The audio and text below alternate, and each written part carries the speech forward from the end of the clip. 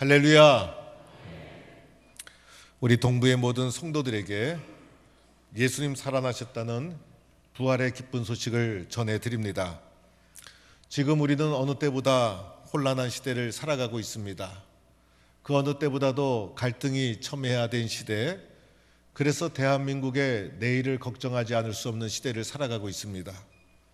이런 갈등과 혼란과 어둠을 뚫고 부활의 소망과 믿음으로 다시 새롭게 일어서는 우리 대한민국 또 한국교회 우리 모든 성도들이 될 수 있기를 바랍니다.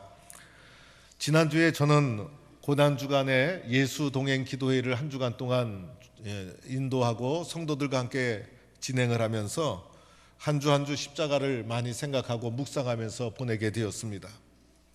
예수님이 십자가에서 죽으시고 이제 무덤에 묻히게 됩니다.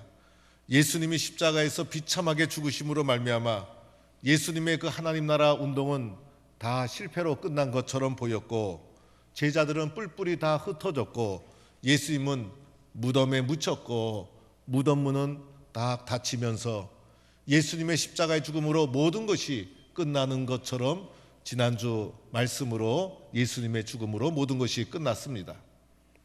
그런데 오늘 누가복음 24장에 딱 가보니까 안식 후 첫날 새벽에라고 나옵니다.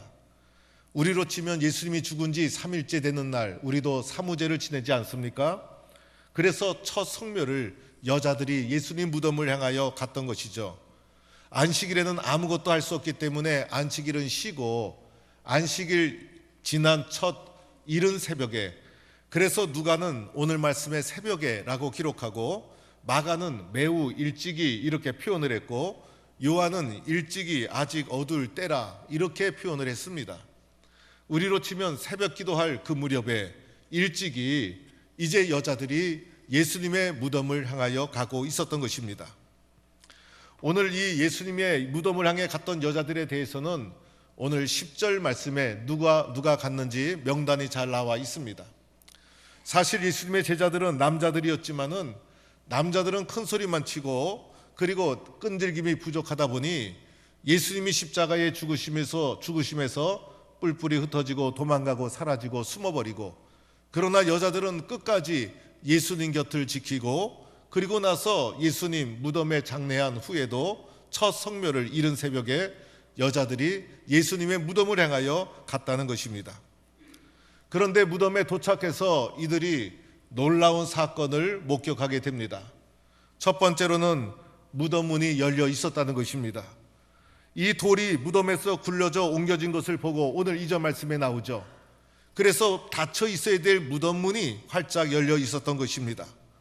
마가복음에 보면 누가 우리를 위하여 무덤 문에서 돌을 굴려주리요 라고 하면서 걱정하면서 무덤을 향해 갔다고 나오고, 그리고 그 돌은 심히 큼이더라 라고 표현되어 있습니다.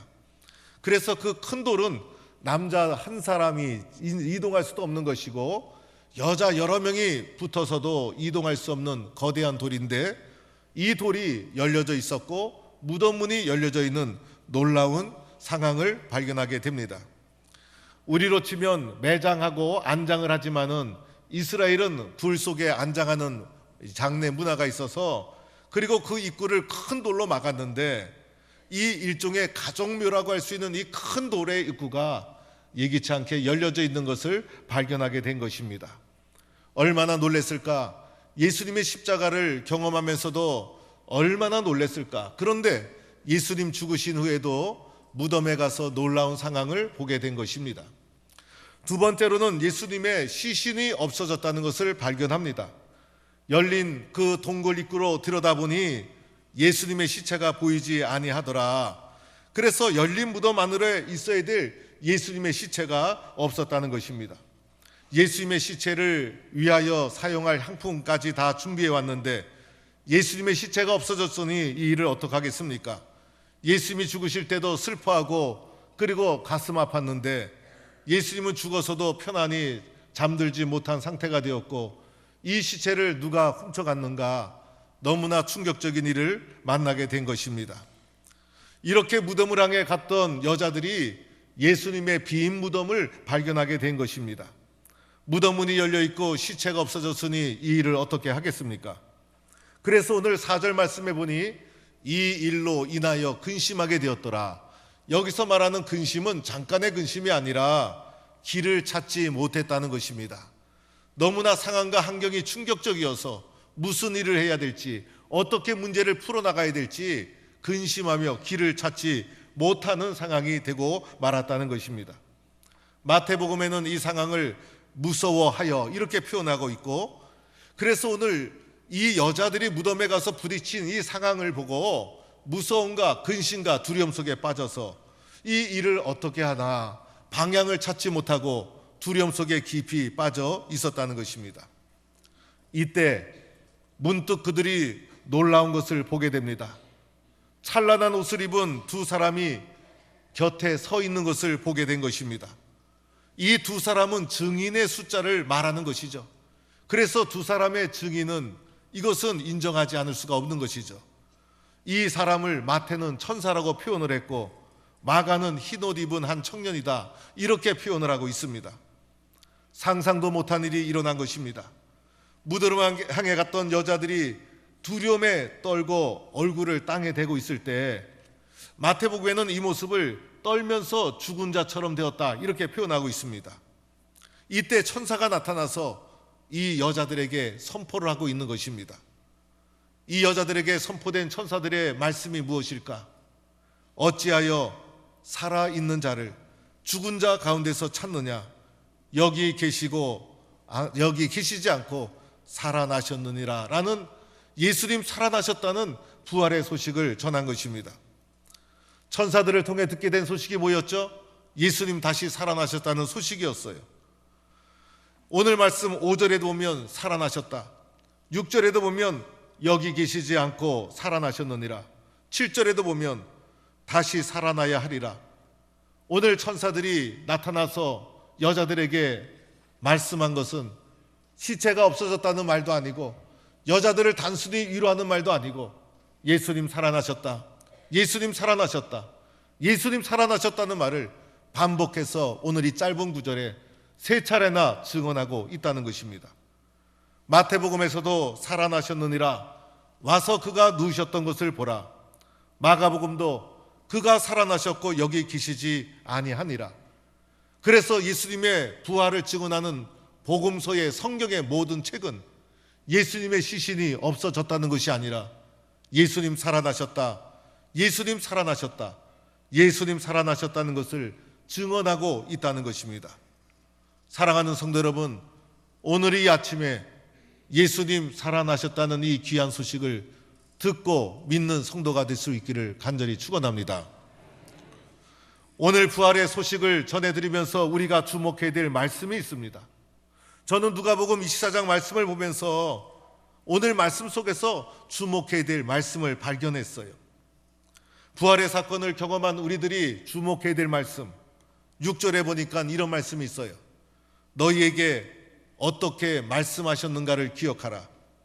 말씀하셨는가를 기억하라. 그리고 8절에도 보면 그들이 예수의 말씀을 기억하고 말씀을 기억하고 이렇게 말씀을 기억하고가 반복되어 강조되고 있어요. 예수님 살아나셨느니라. 그런데 너희들이 말씀을 잘 기억해 봐라. 너희들이 말씀을 잘 생각해 봐라. 너희들이 말씀을 들은 적이 없느냐? 말씀 들은 대로 된 것이다. 말씀을 잘 기억해 보면 기억날 것이다. 말씀대로 된 것을 믿지 못하느냐? 그래서 오늘 말씀대로 되리라, 말씀하였느니라, 말씀을 기억하라. 이 말씀이 부활의 사건을 증언하는 가정 속에 반복되고 있더라는 거예요. 우리가 삶을 살다가 체험할 수도 있고 느낄 수도 있고, 그런데 우리의 체험과 모든 경험이 말씀으로 이해가 되고 말씀으로 해석되지 않으면 그 모든 것은 아무런 능력이 없는 것이죠. 우리의 모든 것은 말씀을 통해 해석이 되고 이해가 될 때 우리가 그것이 능력이 되고 힘이 되어지는 것이에요. 마가복음에서도 전에 너희에게 말씀하신 대로 라고 말씀하신 대로 이렇게 강조해요. 마태복음에서도 그가 말씀하신 대로. 그래서 부활의 소식의 과정에서 빠지지 않는 선포가 살아나셨느니라 라는 선포와 함께 말씀을 기억하라, 말씀을 생각하라. 말씀대로 되었느니라. 그래서 부활의 사건은 말씀을 성취한 사건이다. 말씀을 온전히 이룬 사건이 부활의 사건이다. 이렇게 말할 수가 있는 것이에요. 그러면 예수님이 도대체 어떻게 말씀하셨는가? 오늘 말씀의 내용도 나와요. 누가복음 오늘 말씀 7절에 보니 이렇게 말씀하잖아요. 인자가 죄인의 손에 넘겨져 십자가에 못 박히고 제3일에 다시 살아나야 하리라. 사실 이 말씀을 선포할 때 제자들 이 말씀 귀담아 듣지 않았을 거예요.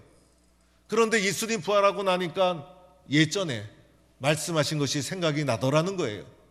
예수님이 말씀하셨던 내용이고 말씀하신 대로 예수님은 그 말씀을 성취하고 이루셨다는 것입니다.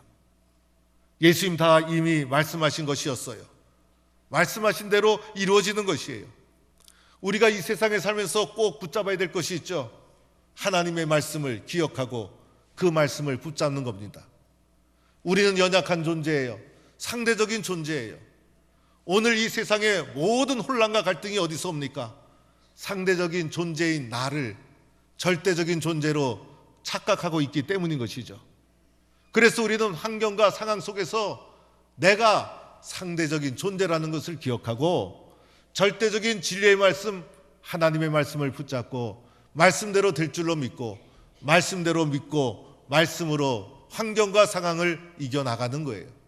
그것이 믿음의 사람들이 걸어가야 될 마음의 자세요, 믿음의 내용이 아니겠습니까? 사랑하는 성도 여러분, 우리 기독교는 부활의 종교라고 합니다. 세상의 어느 종교가 부활을 증언하고 부활을 가르쳐 줍니까? 기독교만이 부활의 종교인 거예요. 기독교의 생명은 부활에 있는 거예요. 부활이 빠지면 기독교의 신앙의 생명력이 다 죽어버리는 거예요. 기독교는 부활의 종교이기 때문에 핍박도 이기고 십자가도 이기고 죽음도 이기고 환경과 상황을 뚫고 생명으로 다시 일어나는 것이 기독교의 부활의 생명력이라 할 수가 있는 것이에요. 내가 신앙의 경험이 많고 지식이 많아도 내 심령 속에 부활의 신앙이 없다면 아무것도 아니에요. 내가 꼭 붙잡아야 될 것, 놓지 말아야 될 것, 부활의 신앙, 부활의 생명력, 부활하신 예수님에 대한 믿음, 이 신앙의 고백을 단단히 붙잡고 일어서는 성도가 될 수 있기를 축원합니다. 이런 부활의 신앙을 가지고 살아가는 사람이 가져야 될 신앙의 내용이 있어요. 오늘 말씀을 중심으로 말씀드리면 세 가지를 말씀드리고 싶어요. 첫째는 부활의 신앙을 가진 사람은요, 근심과 두려움을 기쁨으로 바꿔나갑니다. 오늘 여자들이 그랬죠. 무덤을 향해 갔을 때 근심하며 갔어요. 향품을 준비해서 시체에 사용될 것으로 가지고 갔어요. 예수님의 열린 무덤을 보고 두려웠어요. 예수님의 시체가 없어진 걸 보고 걱정하고 두려움으로 떨며 근심하고 있었어요. 이 상황을 어떻게 쳐나갈까? 근심과 두려움. 여러분, 우리의 인생 자체가 근심과 두려움의 연속 아닙니까? 근심과 두려움으로부터 벗어나지 못하는 것이 우리의 인생 아닙니까? 그런데 부활하신 예수님은 근심과 두려움 속에 있는 우리들에게 다가오셔서 기쁨을 주셨다는 것이에요. 그래서 부활의 신앙인은 세상이 주는 근심과 두려움을 물리치고 기쁨으로 일어서는 자가 부활의 신앙인인 줄로 믿습니다. 이렇게 우리는 살아가는 거예요. 요한복음에 보면 예수님이 부활하신 예수님이 제자들 가운데 나타나셨을 때 제자들이 기뻐하더라. 얼마나 기뻤을까? 그리고 이어서서 예수님이 주신 그들에게 주신 선물이 있었어요. 너희에게 평강이 있을지어다. 부활하신 예수님을 만난 사람은 마음속에 기쁨이 넘치고 평강이 있는 거예요. 세상이 빼앗아갈 수 없는 기쁨과 평강으로 세상의 근심과 두려움을 다 물리치는 성도들, 그것이 부활의 신앙인이라는 거예요. 두 번째로는 부활의 신앙인은요, 말씀대로 믿는 신앙인이에요. 그렇죠, 여러분. 오늘 부활의 사건을 우리에게 보여주면서 반복되는 말씀을 기억하라, 말씀을 생각하라, 말씀대로 이루어진다. 말씀을 믿는 거예요. 그래서 부활 신앙인들은 말씀 중심의 신앙생활, 나를 믿지 말고 말씀을 믿는 거예요. 나를 의지하지 말고 하나님의 말씀을 의지하는 거예요. 말씀을 통해 부활하신 예수님 만나는 거예요. 말씀대로 이루어진 것이 부활 신앙이에요. 그래서 부활은 하나님의 말씀을 성취한 사건이 바로 부활이에요. 우리는 약하고 쓰러지는 존재죠. 사람의 생명이 영원합니까? 사람이 온전합니까? 사람은 불완전한 존재. 그러나 하나님의 말씀은 영원한 말씀, 영원한 진리. 그 영원한 하나님의 말씀 속에 부활의 능력이 있는 거예요. 그래서 우리도 말씀을 기억하고 말씀대로 이루어질 줄로 믿고 믿음으로 나가면 환경과 상황 속에 우리가 붙잡혀 사는 삶이 아니라 환경과 상황을 하나님의 말씀으로 바꾸어 나가는 능력 있는 삶을 살게 될 줄로 믿습니다. 세 번째로는요, 부활하신 예수를 전하는 자가 되어야 하는 거예요. 부활보다 더 큰 기쁨이 어디 있겠어요? 부활보다 더 큰 감격이 어디 있겠어요? 감격과 기쁨은 전해야 되는 거예요. 좋은 소식은 전해야 되는 거예요. 그런데 인간 세상은요, 좋은 소식은 잘 전하지 않고 나쁜 소식은 저절로 전해져. 그래서 세상이 시끄러운 거예요. 그런데 부활의 기쁨을 맛본 우리들 전해야 되는 거예요. 오늘 말씀에도 보면 여자들이 무덤에서 돌아가 이 모든 것을 11사도와 다른 모든 이에게 알렸어요. 이 여자들이 돌아가서는 알리지 않고 있었더라면 어떻게 되었을까? 알렸어요. 전했어요. 전파했어요. 그러자 베드로가 어떻게 되었습니까? 일어나 무덤으로 달려갔어요.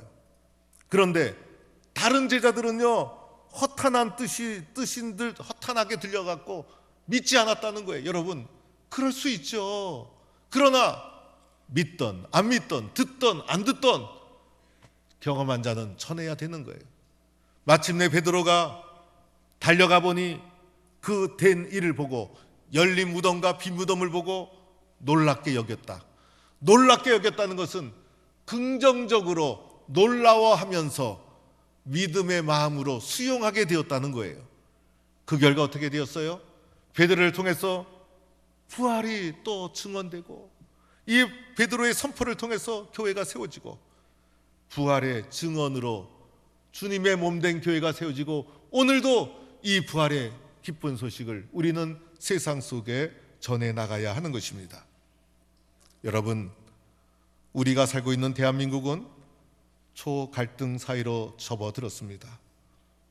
오늘이야말로 한국 사회 속에 우리 교인들 속에 교회 속에 부활의 신앙이 그 어느 때보다도 필요한 때입니다.